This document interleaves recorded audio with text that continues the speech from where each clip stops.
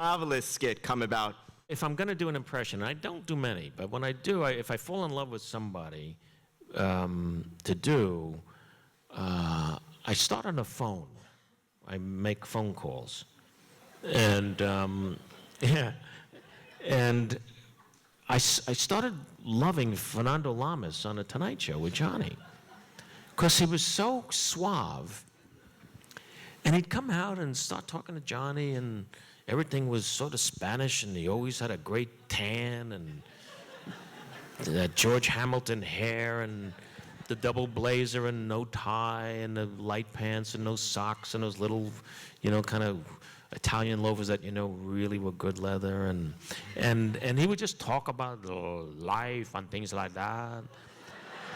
And somehow I just started to made me laugh in like a really cool way. I thought, well, this is funny. So, cut to, I'm on the road, we're doing summer stock in Ohio. Janice and I, we did cabaret. I'm playing the MC, and she's in the chorus. Janice was a terrific dancer. And now we were in our 30s.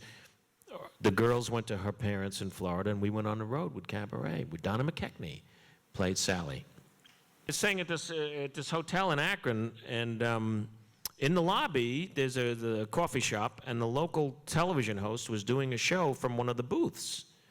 And he was hilarious. And I went, well, maybe Fernando could have a life like this. So I come home, and now I'm constantly doing Fernando, and I'm calling my manager, David Steinberg, who's here. You met David. And who's a very funny man himself. And I didn't tell him I was going to call, and he had an assistant, Judy. And David Steinberg's office. Hello, darling, this is Fernando Lamas. Can I talk to David, please? Who is this? Fernando Lamas. Can I speak to David, please? Okay. I'm on hold, and David gets on the phone. He's not sure, by the way he says hello, that he knows it's me. Hello? David, hi, how are you? This is Fernando Lamas. I'm down in Delray, near the horse racing, and we got I got Esther is in the pool. And she's going back and forth. She's doing that. And he said, well, Esther, how does she look? I mean, she looks marvelous. And that's how it started. So it kept up. Now all these people, because it got very funny, he just kept asking me things, and I kept talking about, stuff like Fernando, and that's how it started. And I did this short-lived variety show at NBC, and my brother Rip, who was one of the writers on the show, said, why don't we do like you talked about that guy in Akron? Let's call it Fernando's Hideaway, and you'll interview the people in the booth. And I went, great idea. And so we bought a cheap silver wig. I got the blazer and the light pants, and that's how it started. And it caught on with people right away. Darling, for me, I would rather look good than to feel good. Do you know what I'm saying to you? And his wonderful, insincere sincerity was like so good.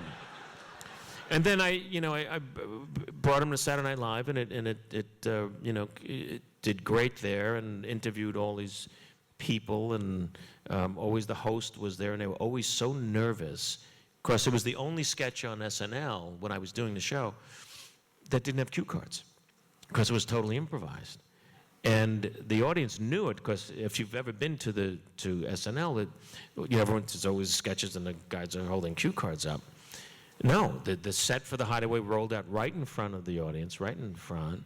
There was no cue cards, everybody stepped out, and then it's just me and whoever was hosting, and let's go. And I loved that. And the people that we had on, from Howard Cosell to Ebert and Siskel. Which is which? Which is which? And I said, well, what were the Oscars? What do you think, Gene, tell me about the Oscars. I said, well, Mariel Hemingway, there's a lot of talk about Mariel Hemingway because she had this breast enhancement, and maybe people, and I went, wait a second. how big did she get her breasts? And he was just so interested in stuff like that. Ringo Starr interviewed Ringo. He was so nervous, his face was like pea soup cooking. It was like bubbling. His face was like bubbling. It was like great. That was like very dangerous and fun.